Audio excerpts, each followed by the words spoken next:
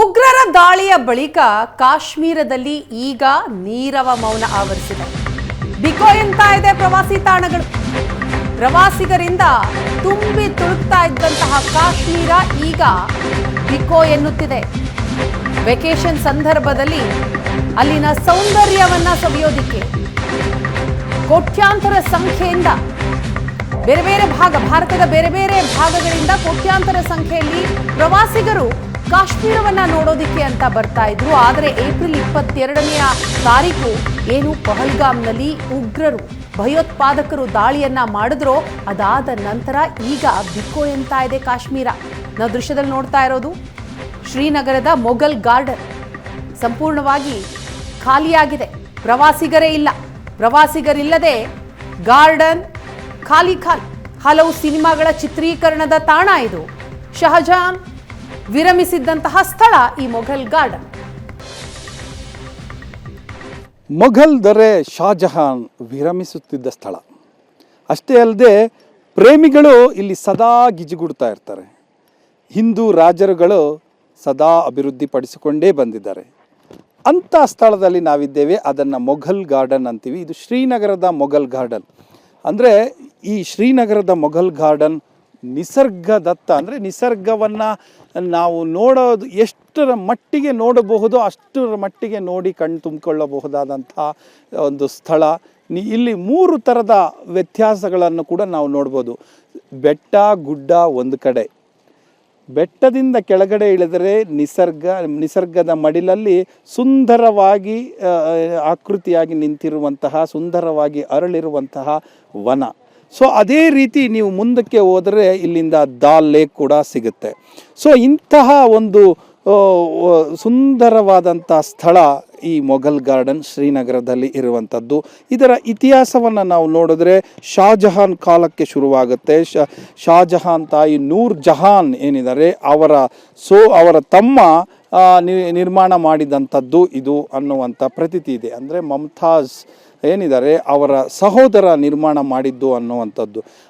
ಅದೇ ಇದರಲ್ಲಿ ಶಾಜಹಾನ್ ಇಲ್ಲಿಗೆ ಬಂದು ಆಗಾಗ ವಿರಮಿಸುತ್ತಿದ್ರು ಅನ್ನುವಂತಹ ಮಾತಿದೆ. ಅಂತ ಈ ಪಹಡಿಯಿಂದ ಬರುವಂಥ ನೀರು ಈಗೇನು ನಾವು ನೋಡ್ತಾ ಇದ್ದೀವಿ ಇದು ರೀಸೈಕಲ್ಡ್ ವಾಟ್ರು. ಇದು ಬೇರೆ ಮಾರ್ಗ ಬದಲಾಗಿದೆ. ಆದರೆ ಮೊದಲು ಇಲ್ಲಿ ಬರ್ತಾ ಇದ್ದಂತಹ ನೀರಿನ ಸೆಲೆ ಮತ್ತು ಅದರ ಏನು ಸೌಂಡ್ ಅಂತ ನಾವೇನು ಹೇಳ್ತೀವಿ, ಆ ಸೌಂಡನ್ನು ಏನು ಕೇಳಲಿಕ್ಕೆ ಅಂತಲೇ ಶಾಜಹಾನ್ ಇಲ್ಲಿ ಬರ್ತಾ ಇದ್ರು ಅನ್ನುವಂಥದ್ದು ಇಲ್ಲಿನ ಕತೆ, ಇಲ್ಲಿನ ಒಂದು ಪ್ರತೀತಿ ಅಂತೀವಲ್ಲ ಆ ರೀತಿಯಾದಂಥದ್ದು. ಸೊ ಅಂತಹ ಒಂದು ಕಥೆಯನ್ನು ಒಳಗೊಂಡಿದೆ. ಆದರೆ ಇದು ತದನಂತರದ ಕಾಲದಲ್ಲಿ ನಿಮಗೆ ಆಫ್ಘನ್ ಕೆಲವು ದೊರೆಗಳು ಬಂದು ಇದನ್ನು ನಾಶ ಮಾಡ್ತಾರೆ. ನಂತರ ಬಂದಂಥವರು ಇದನ್ನು ಅಭಿವೃದ್ಧಿಯನ್ನು ಮಾಡ್ತಾರೆ. ಇದಕ್ಕೆ ಮತ್ತೊಂದು ಟಚ್ ಅಂದರೆ ಸೌಂದರ್ಯೀಕರಣವನ್ನು ಹೆಚ್ಚು ಮಾಡ್ತಾ ಹೋಗ್ತಾರೆ. ಅಂಥ ಸೌಂದರ್ಯೀಕರಣವನ್ನು ಹಂತವಾಗಿ ಬರುತ್ತೆ.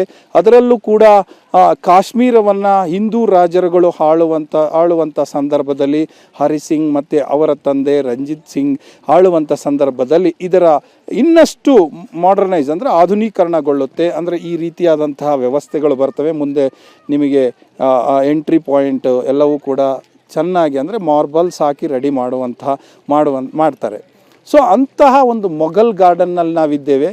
ಒಂದು ಸಾರಿ ಈ ಮೊಘಲ್ ಗಾರ್ಡನ್ ಒಂದು 15ರಿಂದ 20 ದಿನಗಳು ಅಥವಾ ಒಂದು ತಿಂಗಳಿಂದ ಹೇಗಿತ್ತು ಈಗ ಹೇಗಿದೆ ಅನ್ನುವಂಥದ್ದನ್ನು ನಾವು ಕಲ್ಪನೆ ಮಾಡಿಕೊಳ್ಳಿಕ್ಕೂ ಕೂಡ ಅಸಾಧ್ಯ ಅನಿಸುತ್ತೆ. ಕಾರಣ ಇಷ್ಟೇ, ನಿಮಗೆ ಈ ಘಟನೆ ನಡೆದ ಕೂಡಲೇ ಏನು ಪಹಲ್ಗಾವ್ ಘಟನೆ ನಡೆಯುತ್ತೆ. ಆ ಪಹಲ್ಗಾವ್ ಘಟನೆ ನಡೆದ ಬಳಿಕ ಇಲ್ಲಿ ಪ್ರವಾಸಿಗರಿಗೆ ಪೂರ್ತಿಯಾಗಿ ಒಂದು ರೀತಿಯಲ್ಲಿ ಏಟು ಕೊಟ್ಟಂತೆ. ಕಾಶ್ಮೀರಕ್ಕೆ ಕಳೆದ ವರ್ಷ ಹೆಚ್ಚು ಕಡಿಮೆ 2.5ರಿಂದ 2.25 ಕೋಟಿ ಜನ ಅಂದರೆ ಪ್ರವಾಸಿಗರು ಇಲ್ಲಿಗೆ ಭೇಟಿ ಕೊಟ್ಟಿದ್ದಾರೆ.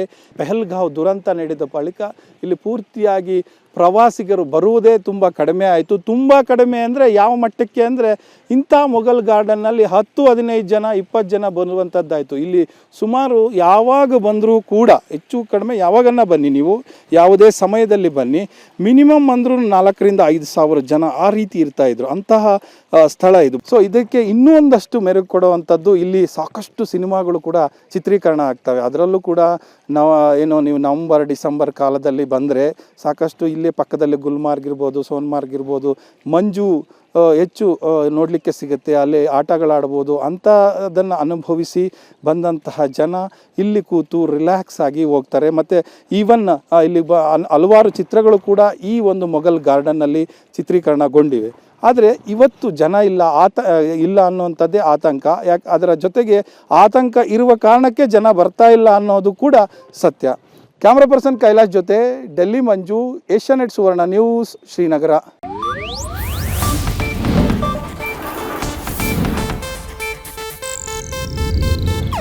ಇದು ಏಷ್ಯಾನೆಟ್ ನ್ಯೂಸ್ ನೆಟ್ವರ್ಕ್ ಪ್ರಸ್ತುತಿ.